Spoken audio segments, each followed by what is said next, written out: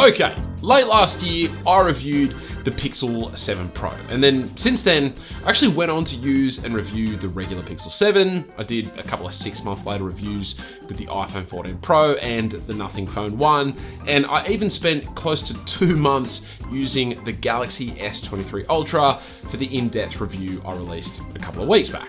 But what you might not know is that in between using each of those devices, the phone I switched back to at the end of using each one of them was in fact the Pixel 7 Pro. Not only that, but it actually won Best Phone of the Year in my Best Smartphones of 2022 video. And so, needless to say, this is a phone I really like. And so, 6 months after its release, I thought it'd be worth putting together a final, updated review to let you know why I've continued using it for so long and to assess whether it's still worth purchasing here in 2023. So, let's dive in. Now, to start things off, as always with these long-term reviews, I usually like to start by addressing any issues I mentioned in my initial review to see whether they've been addressed or not. But thanks to the fact that the 7 Pro shipped with Android 13, which has been a much more stable software experience compared to the previous year's Android 12, there weren't that many significant issues with the Pixel 7 Pro at all. That being said, there were some areas with this phone that I thought could be improved, so let's briefly chat about each of them. The first area of which was the battery life. And back when I first reviewed this phone, I said that the battery life was good without being amazing. Well, here's something a little bit confusing. The battery life has actually been way worse the second time around. You see, when I first reviewed this phone, I was getting to the end of each day with around 30 to 40% of battery life still in the can. Well, this time around, I've actually really struggled to get to the end of any day with any battery left. Most days it will get there, but just by the skin of its teeth. I'm talking with around 5% of battery life left as I'm heading into bed. But there have been an alarmingly high number of days where it actually died well before heading into bed. And it really doesn't help the situation given that before this phone, I was using the Galaxy S23 Ultra, which was getting to the end of most days with around 50% of battery life left. And so, needless to say, I have been very underwhelmed with the battery performance on the Pixel 7 Pro. Now, I don't know whether a software update has caused some issues or perhaps there is a rogue app that is draining things in the background, but whatever the case, if your number one priority is battery life, then this phone is not the one for you. And then we have the cameras, and more specifically, the camera shooting experience, where whilst not being bad at all, I did make some comments regarding how I thought the shooting experience could be made a bit more seamless. I'm talking about issues related to autofocus and the speed at which the lenses change when switching between them, and even just general capture speed when you're trying to snap a bunch of photos in quick succession. And up front, pretty much none of that has been improved. The one thing I will say though is that coming from the Galaxy S23 Ultra, which arguably has the most versatile camera configuration on the market, I've actually been really happy using the cameras on the 7 Pro once more. You see, despite its versatility, I actually felt as though the Galaxy S23 Ultra had a lot of room for improvement in regards to the image processing side of things, to the point where I was slightly disappointed with a lot of the images and videos I captured during my time using it. Well, coming back to using this phone, for one, I've been a heck of a lot more confident in the results I've been getting when capturing photos in particular. And secondly, I haven't felt like I've been missing out at all in terms of lens versatility. I really do think that Google has nailed this configuration with the 0.5x ultra wide, the 1x main, and the 5x telephoto lenses, and then that sensor cropping trickery that they've implemented, making it feel like I've got 2 additional lenses, a 2x lens and a 10x lens. And I know Samsung and Apple and a bunch of other manufacturers have already implemented this same 2x cropped mode on their own phones, but I'm telling you, there is something different about Google's implementation. Like, it actually visually looks like you're switching to a different lens in the camera app when you tap those 2x and 10x buttons, whereas on other phones, it kind of just looks like I'm digitally zooming in. Now, do I desperately wish that Google would improve the issues I mentioned earlier to make the shooting experience more seamless? Of course, and fingers crossed we see some of those improvements made with the next lineup of Pixel devices, but aside from those issues, there's still not a phone I enjoy taking pictures with more than the Pixel 7 Pro.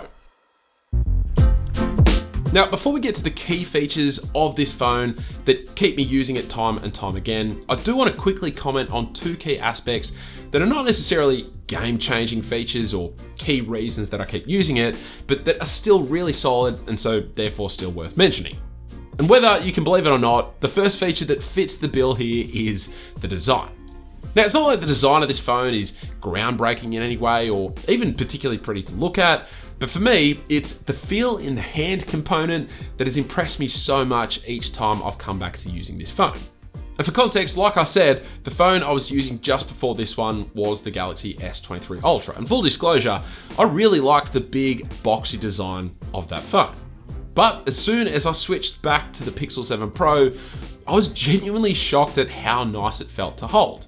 Sure, a matte coated finish on the back and a fully flat display would make this phone's design even better in my opinion, but I cannot deny that compared to the Galaxy S23 Ultra, this phone just feels a heck of a lot more comfortable to hold on to.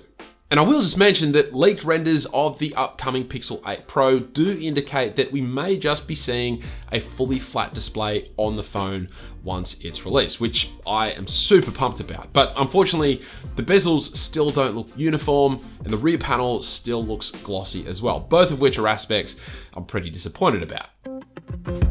What I'm not disappointed about though is that Google are keeping this camera bar on the back, which I seriously adore thanks to how much it improves usability when it's lying flat on a table, which as someone who films their phones on tables for a living is a pretty common position that I use my phones in. So thank goodness Google are keeping this as a part of their design language, and fingers crossed it never changes.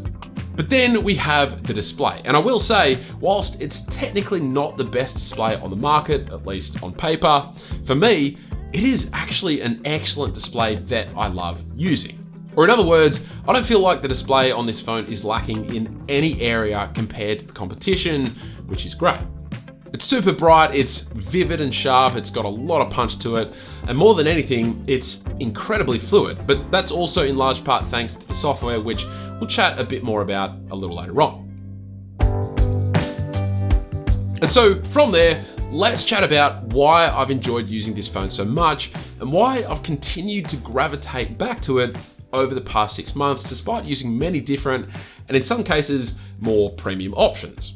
Firstly, the haptics. And look, I knew the haptics in this phone were good, but since using both the iPhone 14 Pro and the Galaxy S23 Ultra in the past few months, I can now comfortably say that the haptics in this phone, at least for me, are the outright best on the market. They're super high quality, but also beautifully implemented across the user experience, and it really does give this phone an incredibly premium feel anytime I use it. I seriously love them. And then we have, and this is going to shock some of you no doubt, but the face unlock and fingerprint sensor implementation, which for me is by far the best implementation across literally any phone available right now, save for the phones that use capacitive fingerprint sensors. Now, I covered this implementation in depth in my first review, so I'm not going to unpack it in as much detail right now, but in all honesty, Google hit the jackpot in terms of figuring out how to implement this effectively, and I'm baffled that other manufacturers have not managed to get this one right yet. And it mainly comes down to one simple fact, though there are some other factors at play too, but the main thing that makes it so good is that the fingerprint sensor icon does not disappear when your face is successfully registered. So Samsung, Nothing, OnePlus, anyone else, if you are watching, please study Google's Face Unlock implementation and copy it for your own phones. It's seriously that good. And then finally, we come to software and performance. And as I said earlier in this video, the software on this phone has been way more reliable and bug-free compared to what shipped with the Pixel 6 and 6 Pro devices. But then on top of that, as far as the Android world goes, the software on this phone is by far the most fluid experience you can get. And it is even up there with iOS in terms of fluidity. And a lot of people, myself included, have been raving about how smooth the latest version of One UI has been on the newest Galaxy devices. But man, as soon as I switched back to the Pixel 7 Pro, I was flummoxed at just how much smoother the software experience was in comparison. And mind you, that's using a third-party home screen launcher as well. And speaking of that, I just desperately wish Google would give us more flexibility with the default Pixel home screen launcher.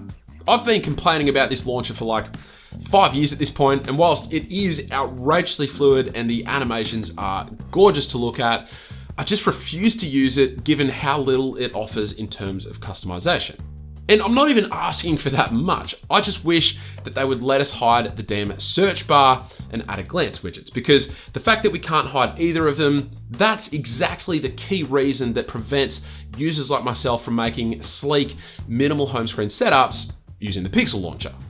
Now, I do really appreciate that I can use third-party launcher, Nova Launcher version 8 as my default launcher and not lose much in the way of fluidity, but when you experience the absolute butter that is the stock Pixel launcher, well, it certainly makes me want to be able to use that instead.